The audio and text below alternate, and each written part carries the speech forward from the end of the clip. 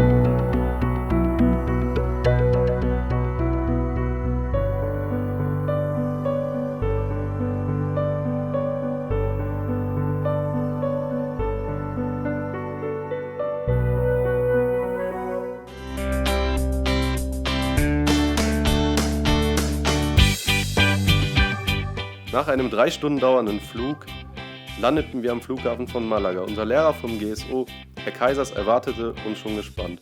Wir haben unsere Sachen in seinen Mietwagen geladen, dann fuhr er mit ihnen Richtung Innenstadt. Wir folgten mit den öffentlichen Verkehrsmitteln und nahmen den Bus. Angekommen in Malaga packten wir unsere Koffer und bezogen die Zimmer in unserem Hostel Patio 19.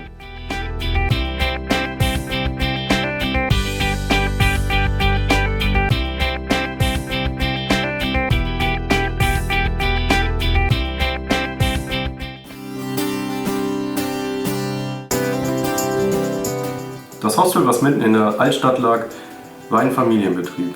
Es war ein altes, rustikales Haus mit viel Charme, was kitschig, aber schön eingerichtet war. Es gab 3 Stockwerke mit vielen Zimmern. Auf jeder Etage befand sich eine Küche, in der wir unser Essen zubereiteten. In der letzten Etage fanden wir eine Dachterrasse, die zwischen Mauern der umliegenden Häusern Schutz vor Blicken bot. Die Flure in unserem zeitweiligen Zuhause waren vollgestellt mit Kleinigkeiten, Kleidern und Geschenken, die die Besitzerin aus ihren Flamenco-Tänzerin-Zeiten zusammengetragen hatte.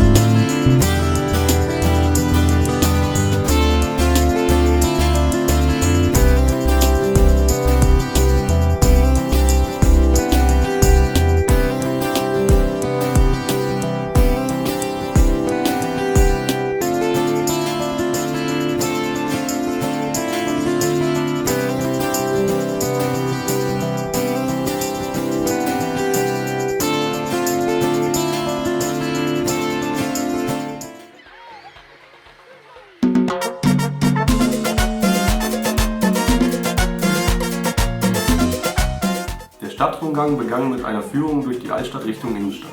Herr Kaisers, der die Rolle als Tourguide übernahm, zeigte uns die nahegelegenen Geschäfte, günstige Essgelegenheiten, Sehenswürdigkeiten sowie die nächste Bank. De mar salado, de arena y sol. Te invito con mis amigas, broncearte un rato y tomarte un ron. Te pido que estés conmigo y que me cuentes tus alegrías. Yo quiero vivir contigo un feliz verano en tu compañía. La noche y el día, un loco verano de felicidad. Unsere Tour führte uns durch die Geschäfte in der Innenstadt Richtung Strand, an dem wir uns entspannt in den Sand legten. Mirar tu precioso cuerpo como se mueve solo al bailar y juntos salir corriendo con nuestro amor bajo las estrellas. Yo quiero vivir contigo en mi corazón solo cosas bellas, todo lo que sueñas, un loco verano de felicidad. Te quiero conocer en la playa, contigo amanecer en la playa, enamorarme de ti en la playa, hacerte muy feliz en la playa. Y contigo hacer el amor, y contigo hacer el amor, y contigo hacer el amor, y hacer el amor aquí en la playa.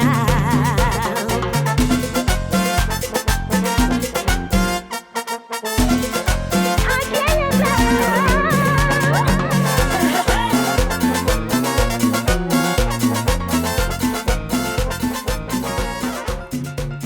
Y quiero algo diferente.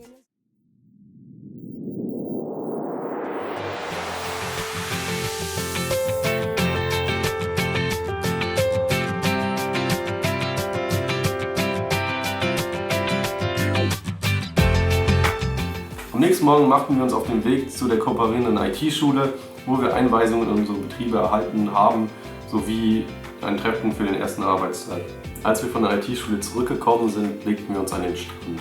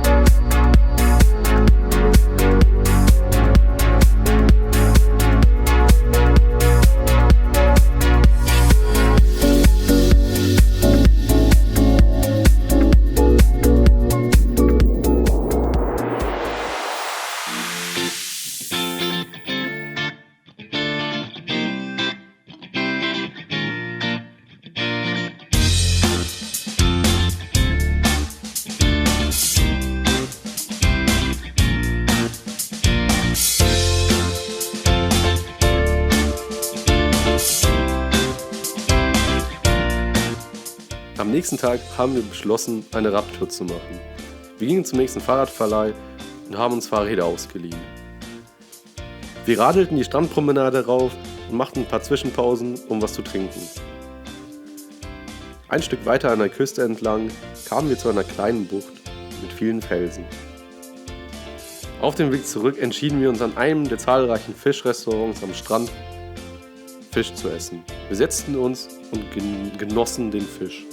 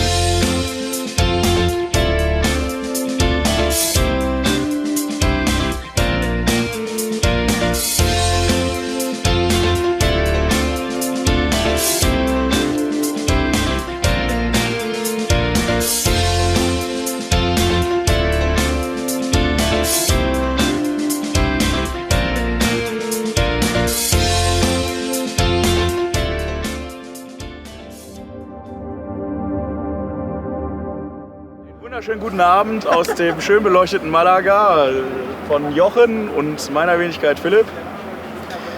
Wir wollen euch mal kurz über die ersten 3 Tage berichten, die wir hier verbringen durften.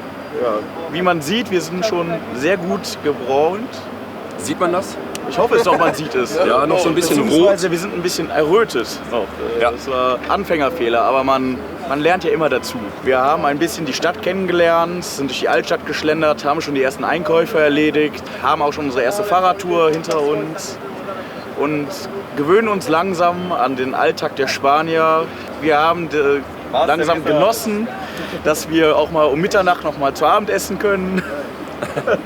Ja, Nachtleben startet hier natürlich, beziehungsweise das Leben an sich startet hier immer erst gegen Abend. Die Leute gehen dann auf die Straße, weil die Sonne weg ist. Ich weiß nicht, ob man das jetzt mitkriegt, wie viel noch los ist, aber der Geräuschpegel lässt darauf schließen, dass noch Rush Hour wäre.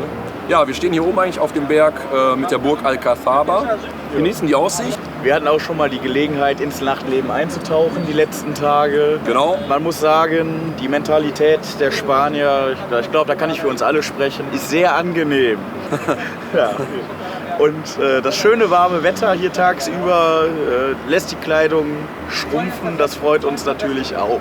Und was uns natürlich sehr, sehr gut gefällt hier, dass wenn man Gemüse oder Obst hier einkauft, erstmal ist hier alles im Verhältnis zu Deutschland viel, viel billiger und man schmeckt einfach, dass es hier unter Sonne gereift ist und nicht erstmal 2000 Kilometer mit dem Schiff oder mit dem LKW durch Europa gerollt wurde. Also das ist sehr schön hier direkt an der Quelle zu sein. Und natürlich, wenn man essen geht, Tapas teilweise für 1,50 € mit einem Bier. Was möchte man denn bitte mehr als Deutscher? Meeresfrüchte und Mass, Ja. frisch zubereitet, Sardinen auf dem Spieß. Und die ein oder anderen Spanier durften wir uns auch schon, beziehungsweise mit unserem schlechten Spanisch-Deutsch-Englisch-Gemisch beschießen. Das neue Wort ist Spanglish. Ja, uns pflöcken. Oh ja. Ja. Ansonsten, wir werden euch noch gerne wieder berichten, wie unser erster Arbeitstag war, der übrigens erst am Dienstag ist, durch die diversen Feiertage, die in Spanien interessanterweise auch nachgeholt werden. Also als Arbeitnehmer in Spanien hat man eigentlich einen Sechser mit Lotto. Fällt ein Arbeitstag aufs Wochenende, wird er erstmal am nächsten Tag nachgeholt. Also das sollte man in Deutschland definitiv einführen. Da müssen wir uns mal daran erinnern, dass wir eine Petition starten. Ja. Ja. Generell sind die Spanier etwas lockerer drauf. Also man merkt, hier ist nicht so wie in Deutschland, ich muss jetzt zu diesem Termin, ich muss jetzt zu jenem Treffen. Es ist alles viel, viel lockerer. Dadurch haben die Leute natürlich auch irgendwie eine entspanntere Art und Weise. Ja. Es ist sehr angenehm, von den Spaniern umgeben zu sein. Sie sind alle sehr offen und nett, wenn man fragt. Nehmen sich mit Humor auf, wenn man nicht gerade das perfekteste Spanisch spricht. Und dadurch lernt man natürlich dann auch sehr schnell und gerne sein Spanisch auszubauen. Das Hostel ist auch super, Ja. rustikal, Sehr klein. Hat viel Charme. Ich denke mal, ist schon ein paar hundert Jahre alt. Ist auch, die Besitzerin ist ein echtes Original. Es hängen noch Poster von ihrer Flamenco-Zeit. Wunderschöner Platz hier. Es geht wohl noch höher. Wir werden auch noch einige Abenteuer erleben, eine Schlucht sehen. In einen Regenwald werden wir fahren. In der Hoffnung, dass wir da nicht irgendwie wegen Hitzewallungen sterben werden oder wegen Schwüle. Europas größte Höhle Ja, soll es hier auch geben. Ob das stimmt, man sagt ja immer Europas größter, weltweit größter, weil es die Touristen anlockt, aber mal schauen, wird bestimmt lustig. ja. Und dann, je nachdem, wenn wir es auf die Kette kriegen sollten, werden wir auch noch nach Tarifa fahren. Genau, und Gibraltar. Und Gibraltar. Ist ja auf dem Weg dahin. Ja.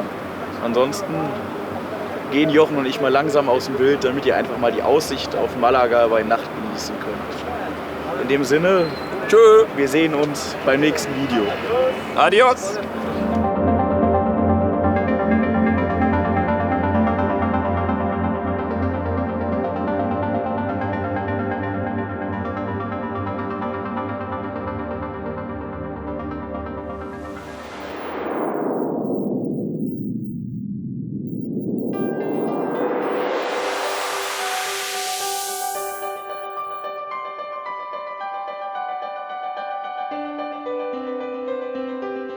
Neben der Altstadt von Malaga befanden sich zwei Burgen, einmal die untere und einmal die obere Burg.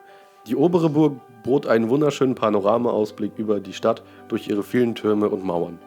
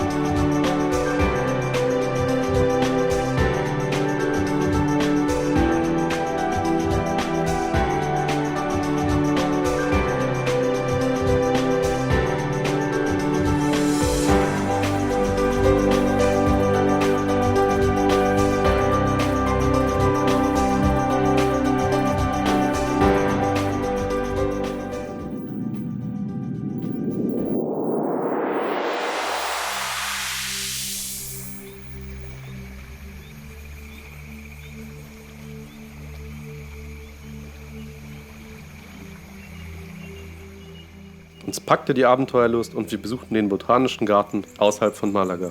Wir wanderten durch den Park, sahen viele exotische Pflanzen und Bäume mit kleinen Wasserfällen, die sich durch den ganzen Park zogen.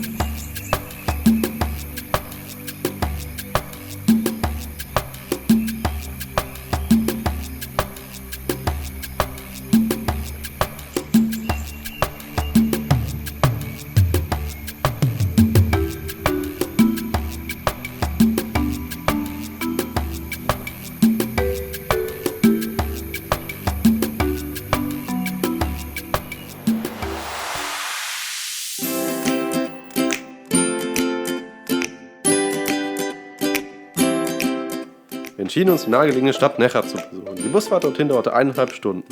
Dort wollten wir die größte Tropfsteinhöhle Europas sehen und wanderten dann von der Höhle Richtung Innenstadt.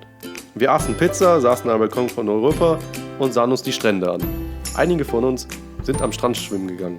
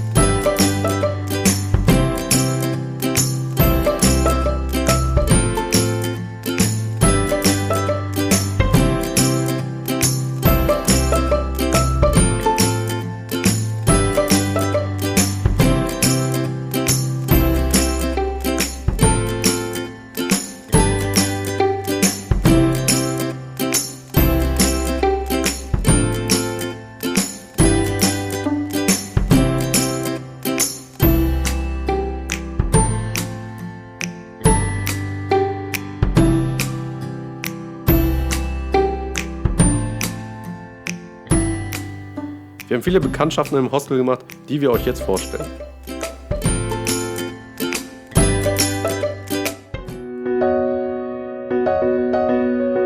My name is Kylie Marvin and I am from Florida, near Disney in Orlando. My name is Aigo. I'm from Kazakhstan and I've been traveling across Europe. Hi, ich bin Juli. Ich komme eigentlich ursprünglich aus Berlin. Ich wohne zurzeit in Madrid und studiere da und bin jetzt gerade im Urlaub. My name is Ivana. I'm from Argentina, Buenos Aires, and I'm in Malaga on a big trip. Hi, I'm Juliet. I'm Anne's friend, and I came in Malaga to visit her. She's working in Spain. Okay, also ich bin die Vera. Ich komme aus Deutschland, Konstanz, vom schönen Bodensee. Ich bin jetzt gerade hier in Malaga, weil ich am Reisen bin für ein paar Monate, weil ich mein Studium beendet habe. Hello, my name is Josefina Sorrentino. I am from Buenos Aires, Argentina. I'm in Malaga on vacations. I came here to the hostel and I just met a guy from my room that says like, do you wanna eat in the terrace? Okay. And I just went to the terrace and met like 9 German guys and one girl. So now I'm here and I'm really enjoying the night.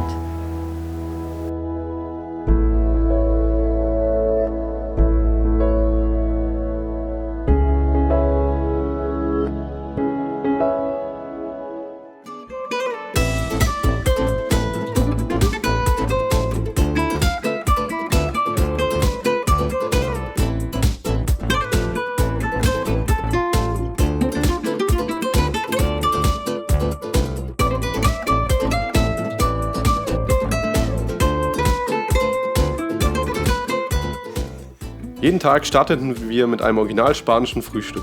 Nachdem wir das schmackhafte Frühstück gegessen haben, brachen wir nach und nach zu den jeweiligen Gastbetrieben auf. Ein paar von uns zu Fuß, die anderen mit dem Bus. Circa 10 Minuten von unserem Hostel entfernt war die größte Busstation mit 47 Buslinien. Wir arbeiten zwischen 4 und 6 Stunden. Nach der Arbeit gingen wir einkaufen und am Ende des Abends Essen für alle zu kochen. Die Zeit bis dahin vertrieben wir uns am Strand.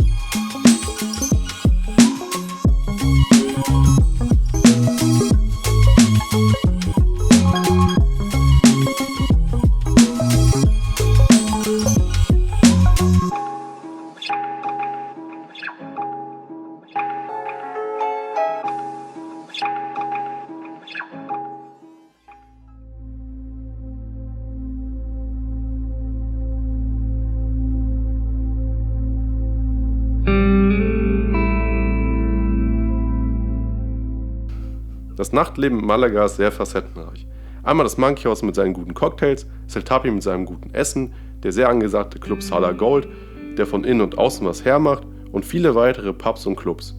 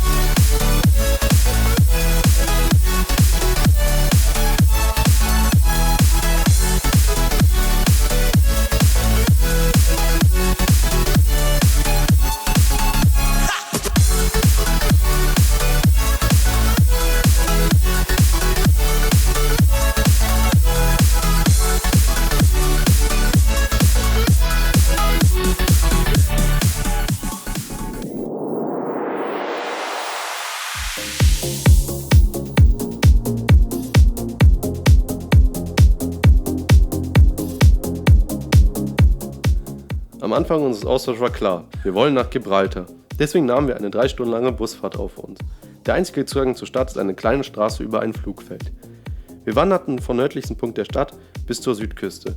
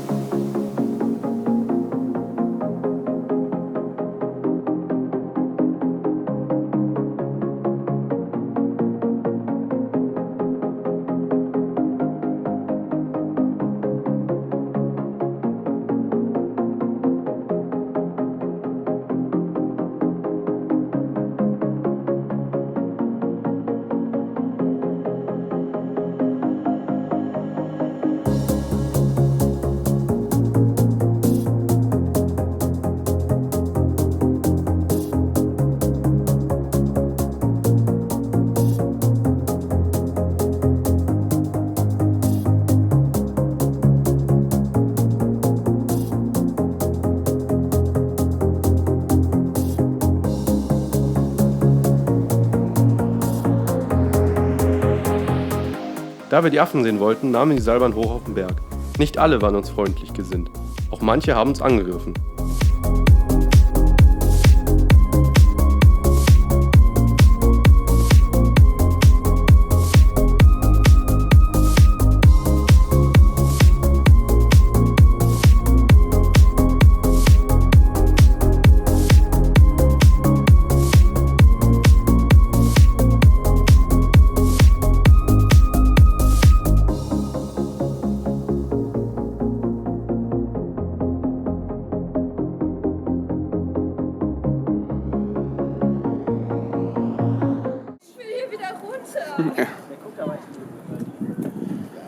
Der lässt euch da jetzt nicht vorbei, ohne dass ihr was zahlt. Der sucht schon, der hat schon was gefunden. Die scannen euch, jetzt guckt ihr um die Ecke. Der will nicht.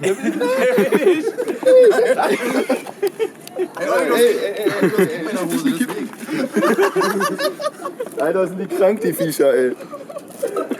Ja, cool. Alter, guck mal, jetzt kommen alle, Alter.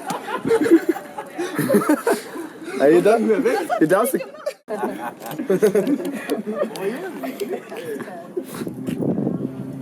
Junge, du hast eine Sonnencreme in der Seite. Stell dir mal vor, der hätte ich da jetzt hier so den hier gemacht. Ja, aber jetzt auch nicht unbedingt den Rucksack aufmachen. Olli ist eigentlich der größte Affe, ne?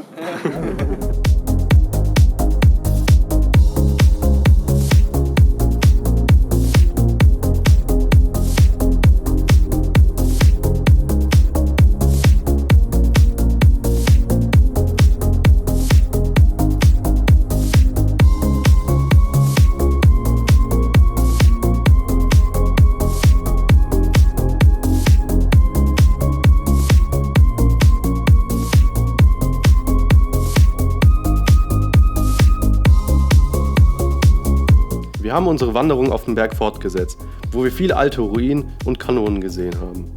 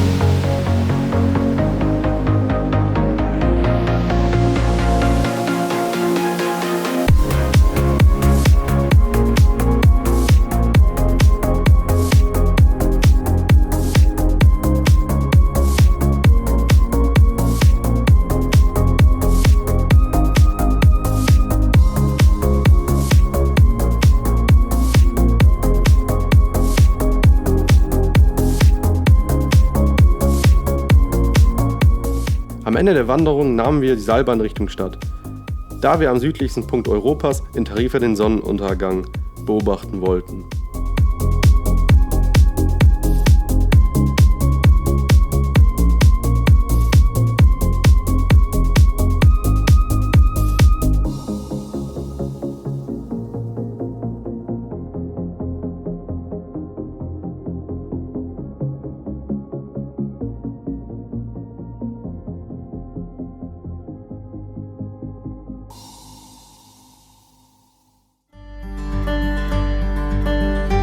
Nach einer kurzen Busfahrt erreichten wir Tarifa. Wir kamen genau rechtzeitig, bevor die Sonne unterging.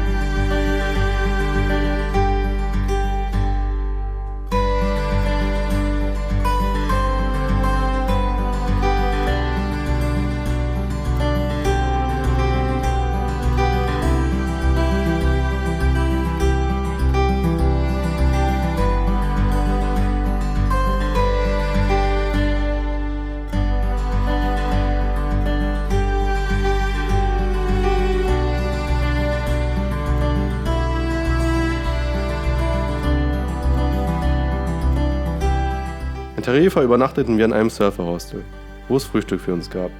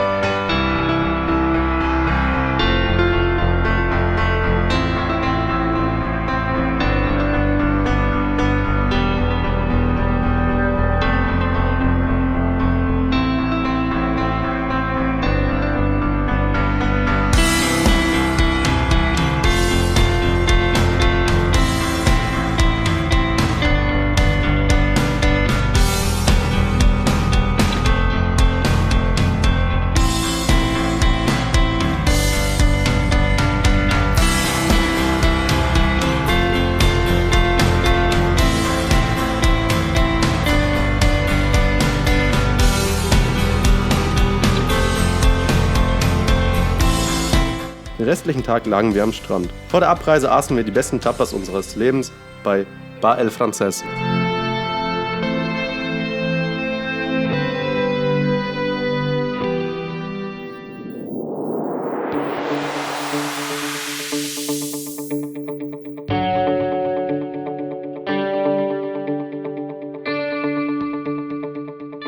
Bei unserer Fahrtour haben wir einen Grillplatz entdeckt, den wir an diesem Tag nutzen wollten. Dieser Platz befand sich an der Bucht mit den Felsen.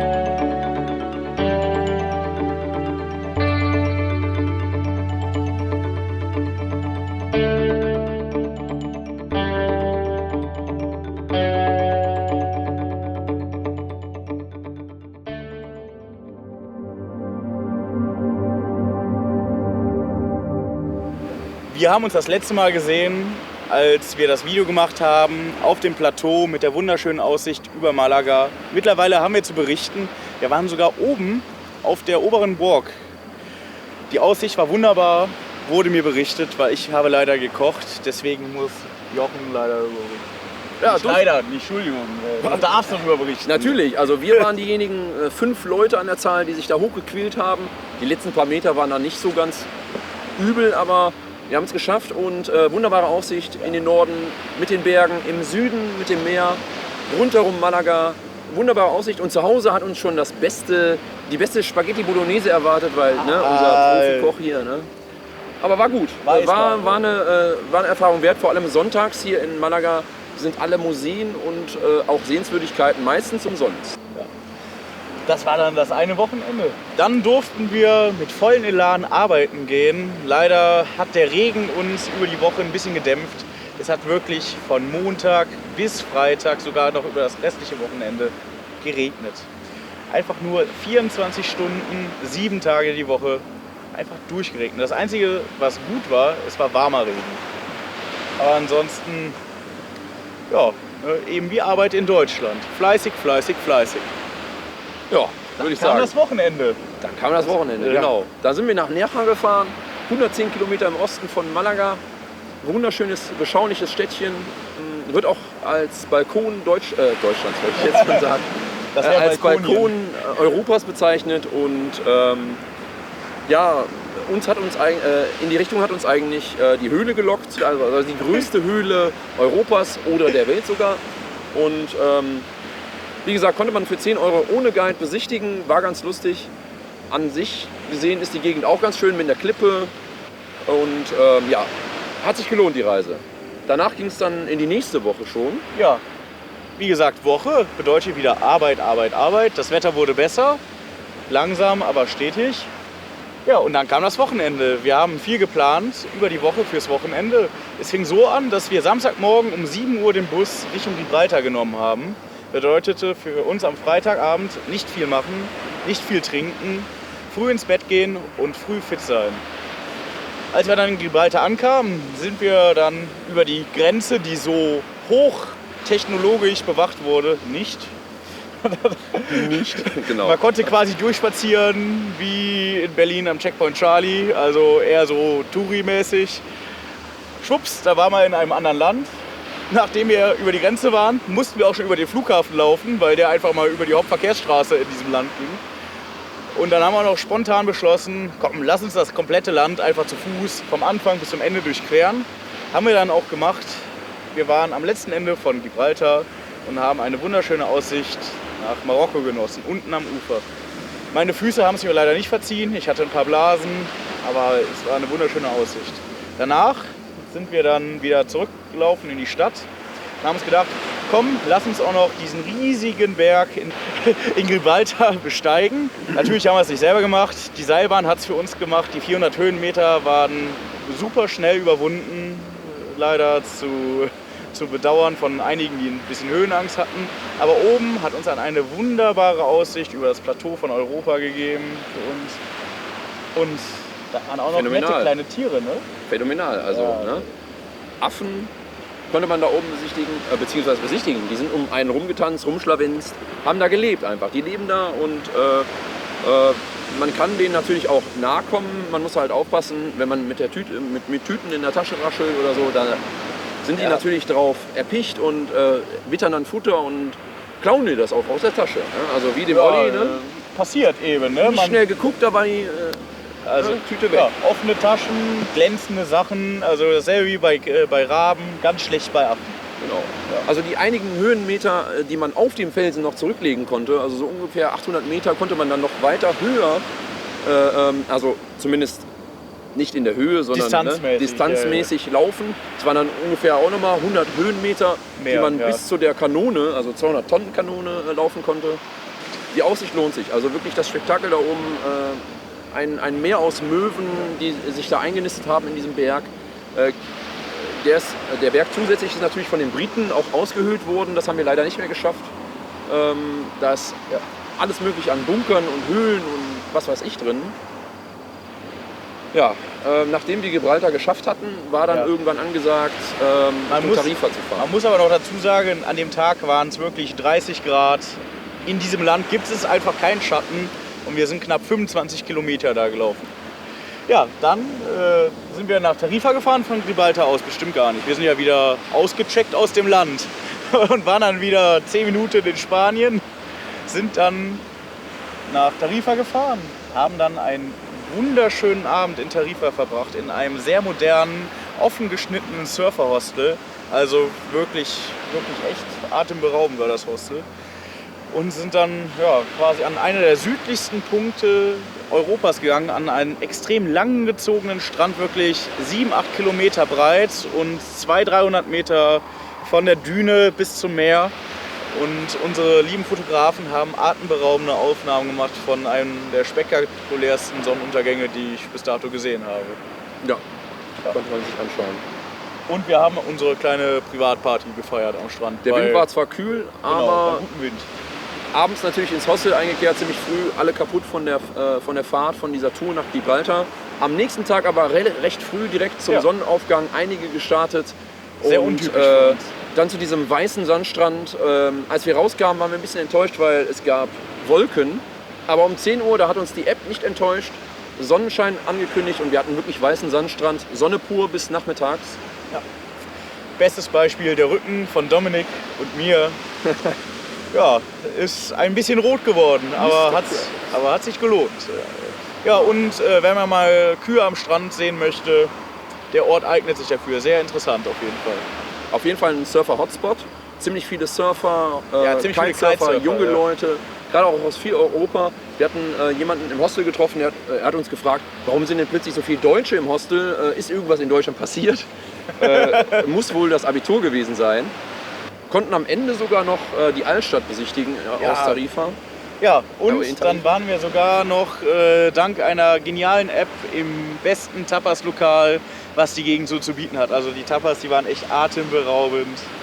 Es war schade, sich danach die Zähne zu putzen abends. Ja, ansonsten, jetzt sind wir schon quasi beim Tag heute angekommen. Ja. Wir waren jetzt die letzten Tage wieder arbeiten. Und heute haben wir einen wunderschönen Abend am Strand, ein bisschen rechts außerhalb von Malaga genossen, haben lecker gegrillt und morgen, ja, was erwartet uns morgen? Ich glaube, das ist noch ungeplant. Also dieser Abend ist natürlich noch recht schön. Man kann im Hintergrund, ich weiß nicht, ob man das auf der Kamera sehen kann, wunderschön Malaga sehen. Ja, da hinten im Hintergrund. Wir haben uns eine kleine Bucht ausgesucht, die ein bisschen östlich von Malaga liegt. Zum Grillen, zum Schmankerln, Musik hören, zum Filmen. Und ich glaube, also als nächstes wäre vielleicht angedacht, morgen ist Caminito del Rey angesagt, also eine Schlucht. Ich weiß gar nicht, wo die liegt. Da bin ich gerade peinlich berührt. Ich würde behaupten, im Landesinneren, weil da müssen ja Berge sein. Ja, wie gesagt, irgendwo sind die auch hier. Ne? Irgendwo hinter uns. Auf jeden Fall eine Schlucht besichtigen, wo man auf Holzpfäden entlang geht. Wird bestimmt wunderschön.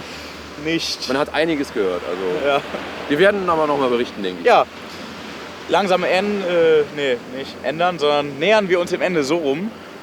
Und beim nächsten Video werden wir euch spannende Geschichten über den Caminito del Rey erzählen können. Bis dahin, macht's gut, genießt die kalten Abende in Deutschland aus dem sonnigen Malaga. Adios. Adios. So, ich brauche ein Bier.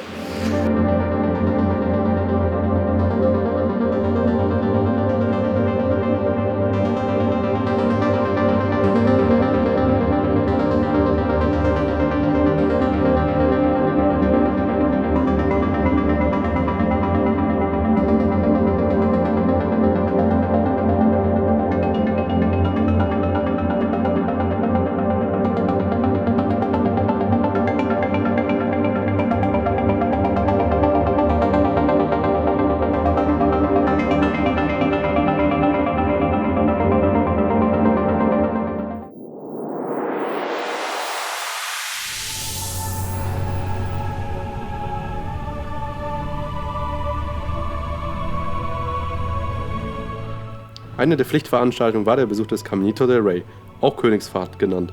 Dafür mussten wir einen Ausflug in die Berge machen. Dieser 7 Kilometer lange Pfad führte uns durch Täler des Canyons auf Brücken, die über 100 Meter über dem Boden hingen.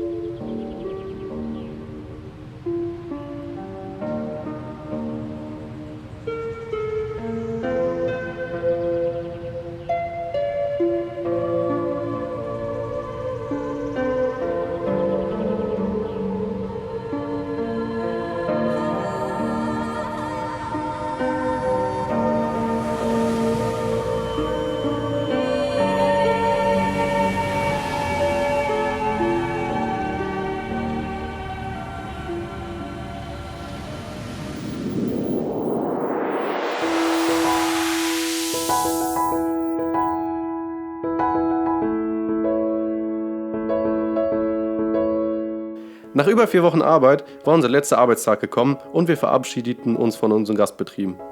Am Ende unseres Aufenthalts mussten wir eine Präsentation machen über die Sachen, die wir in Malaga erlebt haben und was wir dazugelernt haben, sowie die Betriebe und unsere Arbeit vorstellen.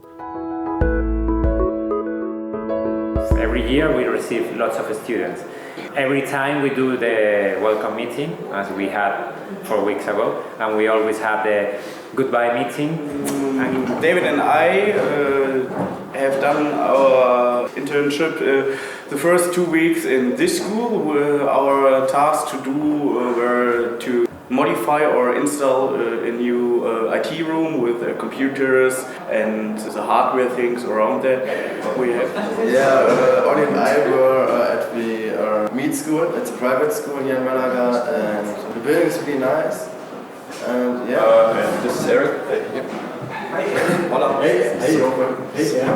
So we work at Lenovo, and it's a big company supporting big brands like HP, Dell, and something like that, doing support, maintaining, repair of hardware. So it was, for me, it was not the best experience because I had to feel it felt like they didn't even know what to do with their apprentices. So at the beginning it was interesting. We had to do something, some tasks that going over and over again. So just like maintaining a laptop, checking the USB, webcam, a Wi-Fi connection. But there's it rewinds every time. This is Alex, who are ProCAD Studio. They teach our people SolidWorks, and we have a very nice time there. Louder. We get the task to develop a new webpage for them, and we finished it very fast. And they were very happy about it, that the company get a new look on the internet. And then we get the task to develop the other pages they had, and we had a lot of fun there. I'm Christina Klaas. This is Carol. We were working for Sail and Fun. It's a company in the middle of the port of Malaga. They rent boats and organize events on ships and everything about the water.